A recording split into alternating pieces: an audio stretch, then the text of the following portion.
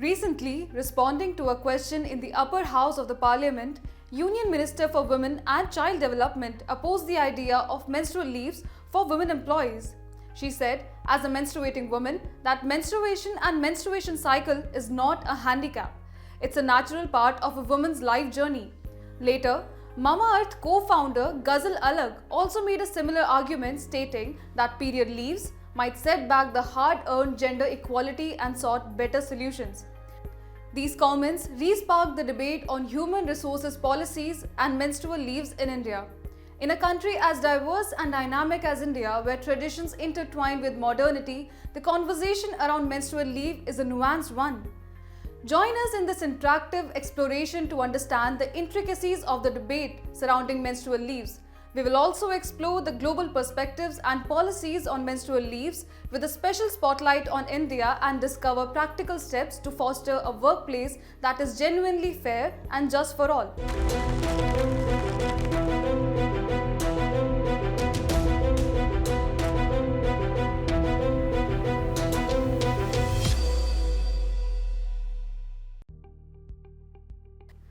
Former chair and CEO of PepsiCo, Indra Nooyi, once remarked, agreed, with hard work and persistent effort, it is indeed possible for women to do the same things, and gender does not necessarily deter us from setting professional goals, but periods sometimes do.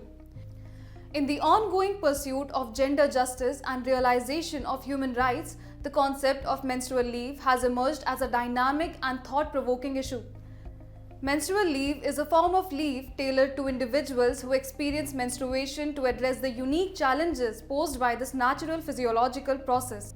The idea of menstrual leave inherently recognizes the intricate intersection of biology and society. Menstruation has historically been a taboo, hence been shrouded in silence and stigma. However, as societies strive to break free from outdated gender norms and stereotypes, the recognition of menstruation as a normal biological process gains momentum. The concept of menstrual leaves takes this recognition a step further by addressing the tangible, physical, and emotional concerns associated with periods. It also recognizes the need of an individual to manage their well-being effectively.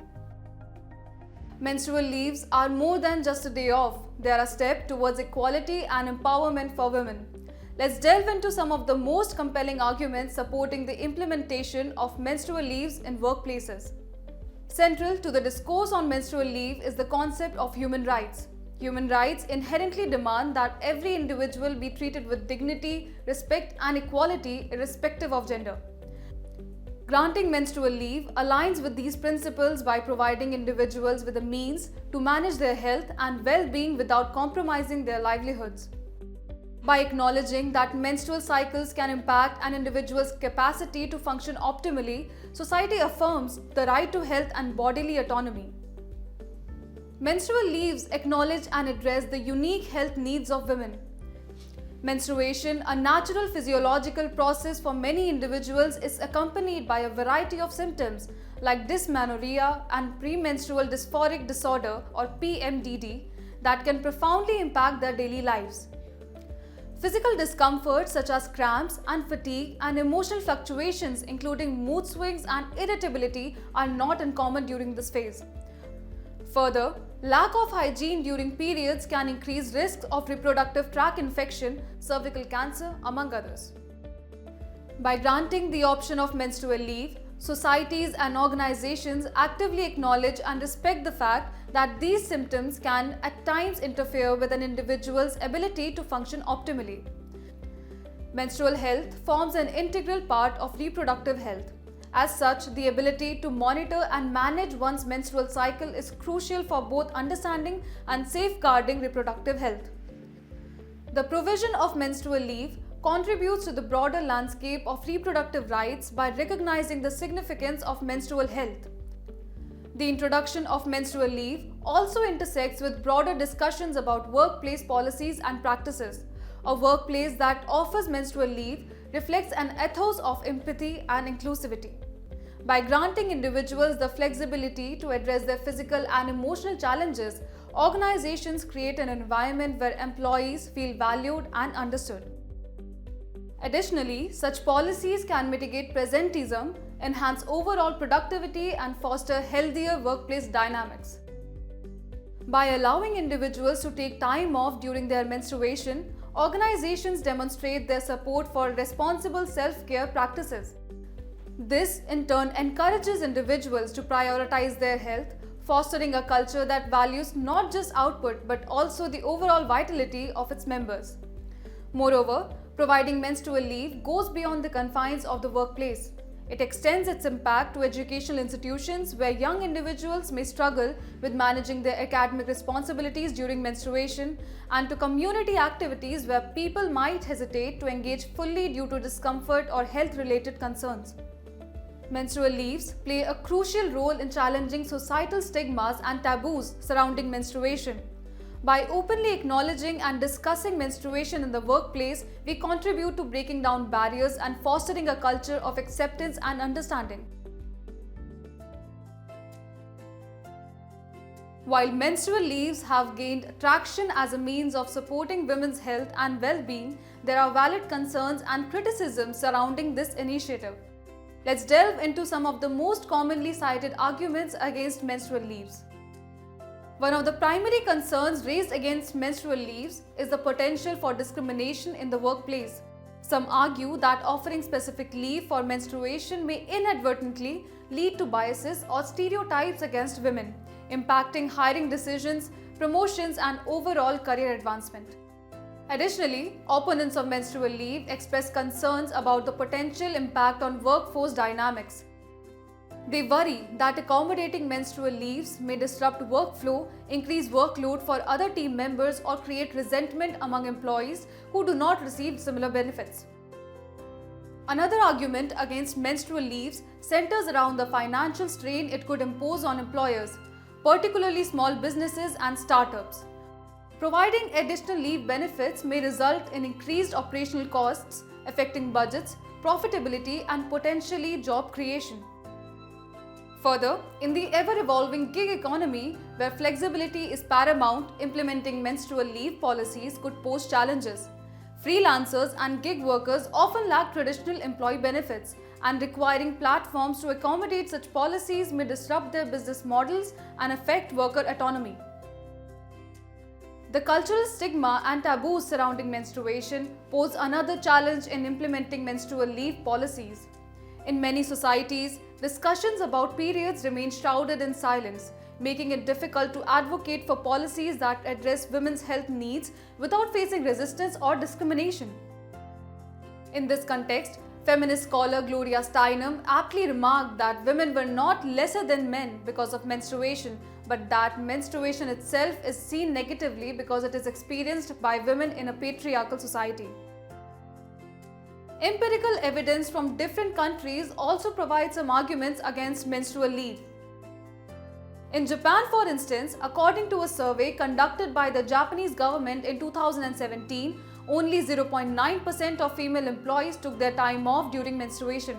In South Korea, women's usage of this leave declined from 23.6% in 2013 to 19.7% in 2017. Women reported that stigma against menstruation, reluctance to apply to their male bosses, few other women taking advantage of it, and stressful work culture contributed to the reluctance to take the leave that was their due. Similarly, in European countries with generous leave policies, citing menstruation as the reason for leave of absence is not common among women. After understanding the nuances of the debate surrounding menstrual leaves, it's crucial to broaden our perspective and examine the international landscape on this matter. Let's try and understand varied approaches taken globally on this issue. Policy of menstrual leave is a fairly old idea.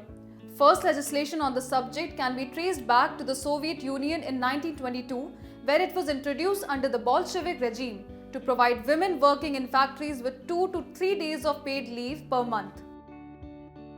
Similarly, Japan introduced a period leave policy in 1947. Japanese law allows menstrual leaves on request and mandates that employers cannot ask women who experience difficult periods to work on those days. Indonesia is another Asian country with a menstrual leave policy.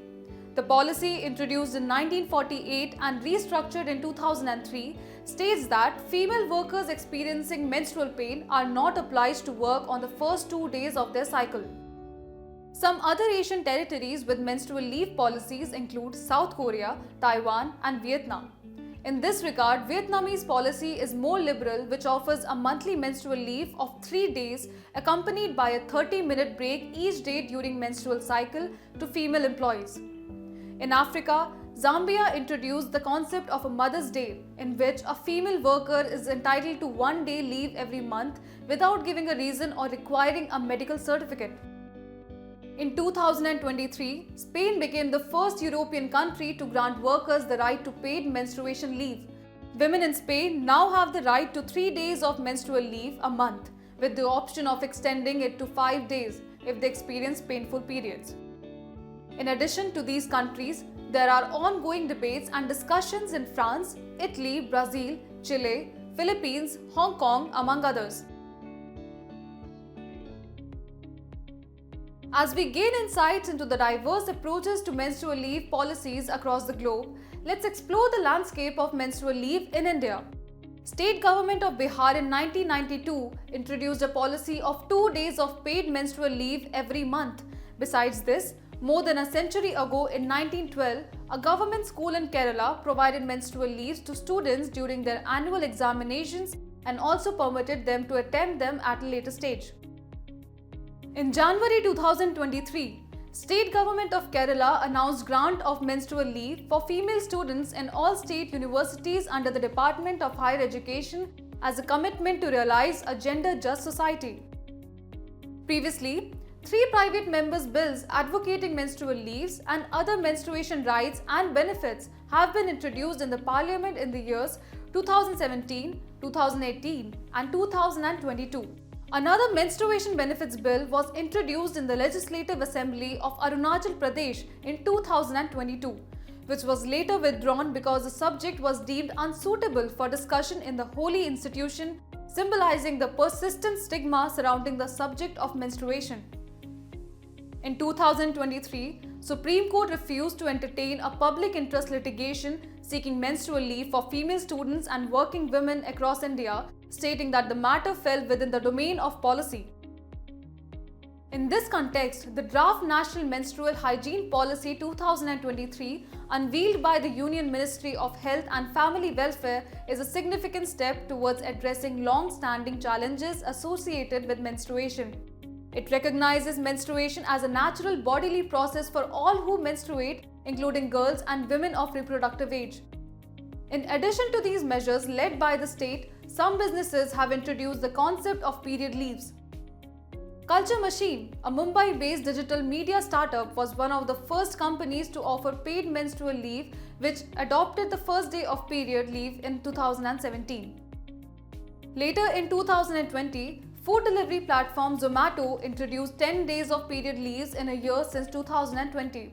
Similarly, another popular food delivery platform, Swiggy, is providing no questions asked 2 days leave every month to all female workers.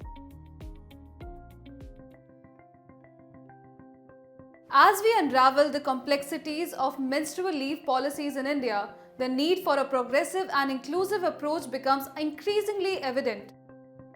While cultural nuances and historical perspectives shape the conversation, there is a growing consensus on the importance of fostering a workplace that transcends taboos and embraces inclusivity.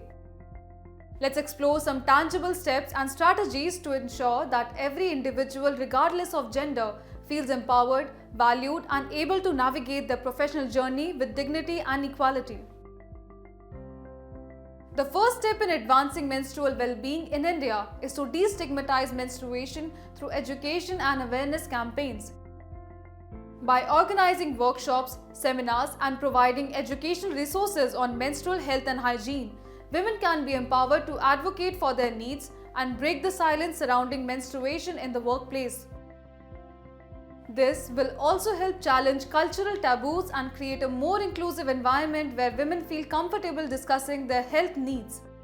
In this regard, cinema and movies like Padman have the power to challenge deeply ingrained cultural norms and shift societal perspectives and reinforces the idea that menstruation is a part of life and not something to be ashamed of.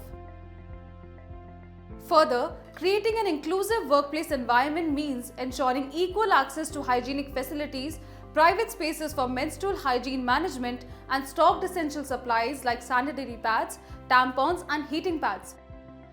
By prioritizing inclusivity, organizations can affirm their commitment to gender equality and support women's well-being. Embracing flexibility is also important to accommodate women's diverse needs during menstruation. Offering options like menstrual leave hours or breaks, work from home arrangements, or flexible work schedules will allow women to manage their health effectively while fulfilling their professional responsibilities. The point here is that the average worker is not male only.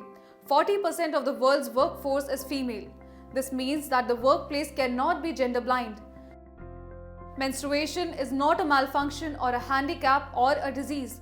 It is normal and natural for most women. Instead of women having to adjust to fit workplaces designed for men, workplaces need to be adjusted and transformed to fit women.